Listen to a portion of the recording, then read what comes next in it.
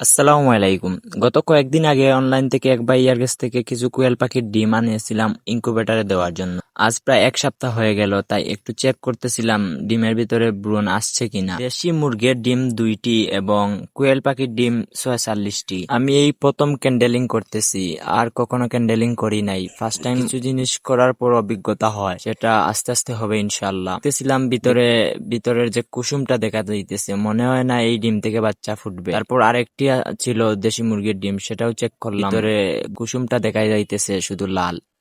তারপর কোয়েল পাখির দেখতেছিলাম একটা একটা করে, প্রায় তো 47টা। সবটি তো চেক করা যাবে না, এতগুলো ডিম। কয়েকটির মধ্যে দেখতেছি আলো প্রবেশ করতেছে না, আর 2-3টির ভিতরে আলো প্রবেশ করতেছে, ভিতর দেখা যাইতেছে। দেখা যাক সেগুলা ডিম থেকে কতটা কেমন রেজাল্ট পাই। দুঃখের বিষয় হচ্ছে, ডিম চেক করার জন্য যখন আমি ইনকিউবেটর খুলি, হাত লেগে একটি ডিম ভেঙে ফেলি। আমি ভেঙে ফেলার পর চেক করতেছিলাম ভিতরে বাচ্চা আসছে কিনা। তারপর দেখি অনেক ছোট একটি বাচ্চা, দেখে অনেক কষ্ট লাগলো।